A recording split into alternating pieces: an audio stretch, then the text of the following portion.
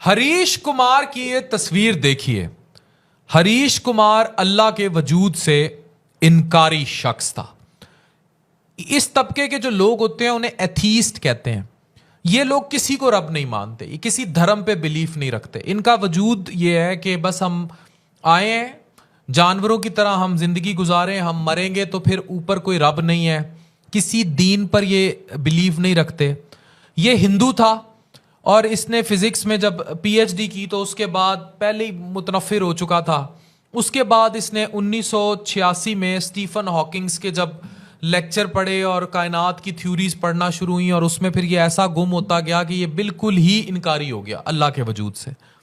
इसने तौबा नऊज़ बिल्ला बिल्कुल ही मुतनफ़िर हो गया अपने धर्म हिंदुइज़्म से भी, क्योंकि हिंदू था, और इसने कोई बात मानने से इनकार कर दिया और ये जीता चला जा रहा था। उसके बाद इसने अपनी एक स्टोरी शाया की। डॉक्टर जाकिर नाइक भी इस शख्स को कायल ना कर सके कि भाई ये इस्लाम के मज़हब पर आ जाए और अमल पैरा हो। ये शख्स बिल्कुल कायल ना हुआ। 2005 में इसके घर एक बेल बजती है। जब बेल बजती है तो सुबह सुबह एक मुस्लिम सब्जी फरोश जो है वो बेल करता है और वो इस सब्जी फरोश को ये शख्स अंदर ले आता है। और इसका दावा यह है, वो कहता है कि मैं 20 साल से इसी मुस्लिम से सब्जी खरीद रहा था, तो इसलिए मैंने इसको अंदर बिठा लिया और इसकी मेरी बात शुरू हो गई। कहता है मैं सारी जिंदगी जो फिजिक्स में लेक्चर देता आया उसमें एक कदर बड़ी मुश्तरक थी और वो लफ्ज़ था प्रोबेबिलिटी, यानी कि कितना प्रोबेबल चांस है कि ये हो जाए या वो हो जाए। तो कहता है ये सब्जी वाला काफ़ी देर मुसलमान मुझसे बहस करता रहा और मैं इसकी कोई बात मानने को तैयार नहीं था, क्योंकि मैं खुदा के वजूद से इनकारी था और मुझे लग रहा था जैसे जाकिर नाइक की मैंने कोई बात नहीं सुनी, मैं इसकी बात क्यों मानूंगा। कहता है इस शख्स ने मुझे बड़ा कायल करने की कोशिश की, बड़ा मनाने की कोशिश की, लेकिन इस शख्स ने आखिर में एक बात ऐसी कर दी जिसने मेरी ज़िंदगी बदल दी। अब मैं वो बात आपको बतौर तहकीक कोट करने लगा। ये कहता है कि मुझसे काफ़ी देर बात करता रहा, एक सिंपल मुसलमान, कोई जाकिर नाइक टाइप का स्कॉलर नहीं, 5 वक्त की नमाज पढ़ने वाला, सब्जी बेचने वाला, वो मुझसे बात करता रहा। और उसके बाद उसने कहा डॉक्टर जी तुमने खुद बोला है कि तकरीबन 6000 से 10,000 साल से इंसानी तारीख में पैगंबरों की कहानियाँ चल रही हैं और सब के सब एक अल्लाह और जन्नत दोज़ख की बात करते हैं, और साइंस आज तक, मैंने इतनी फिजिक्स पढ़ी है, पीएचडी की है, साइंस आज तक मरने के बाद के हालात के बारे में नहीं बता सकी।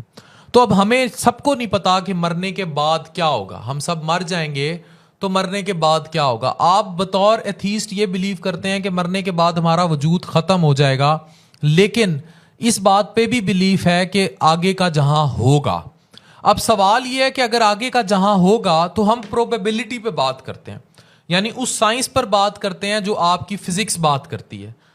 उसने कहा अगर अल्लाह है और हम दोनों मर गए तो मरने के बाद हम दोनों को जवाब देना पड़ेगा अपने अपने अमाल का। उसने कहा हम आपकी इम्कानात पर गौर करते हैं। सपोज अगर अल्लाह का वजूद ही नहीं है तो आप और मैं दोनों एक बराबर आ खड़े हुए। मैंने सारी जिंदगी नमाजें पढ़ी, अल्लाह पर ईमान लाया, एक ढारस और होप बंधी रही। मुझे जब मुश्किल हुई मैं रात को गिड़गिड़ा लेता हूँ, रो लेता हूँ, अपने बच्चों के बारे में सोच लेता हूँ। तो अगर अल्लाह का वजूद नहीं है तो आप और मैं बराबर होंगे। जन्नत दोज़ख का भी वजूद नहीं है तो आप और मैं बराबर होंगे। लेकिन अगर अल्लाह का वजूद है तो एन मुमकिन चांस है, प्रोबेबिलिटी के कानून के मुताबिक जो आपकी फिजिक्स कहती है, मैं तो सुरखरू हो जाऊंगा क्योंकि मैं गिड़गिड़ाया हूं, मैं रोया हूं, मैं ईमान लाया हूं।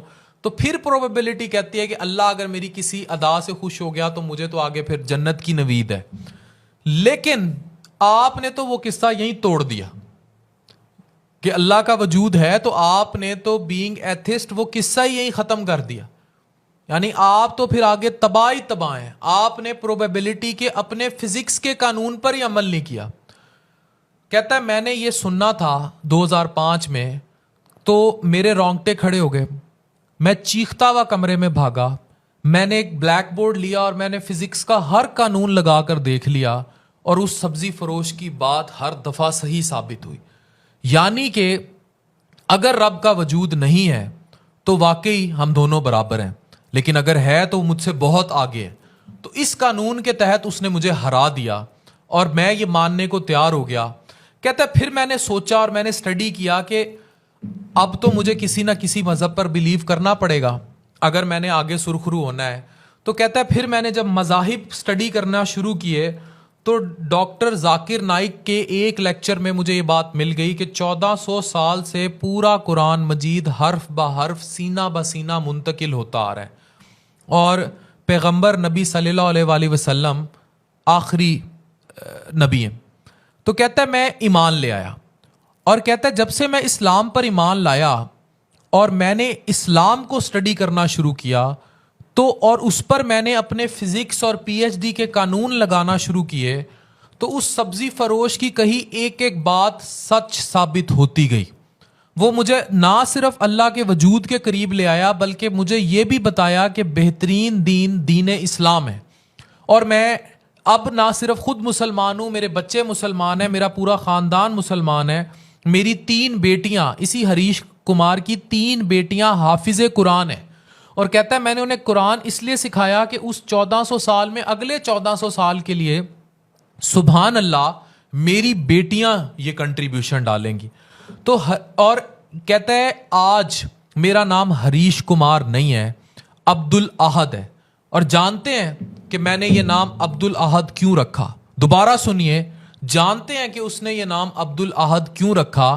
क्योंकि अब्दुल अहद 2005 में इसकी जिंदगी बदलने वाले सब्जी फरोश का नाम था। ला इलाहा इल्लल्लाह मुहम्मदुर रसूलुल्लाह। डॉक्टर अफान कैसर साइनिंग ऑफ।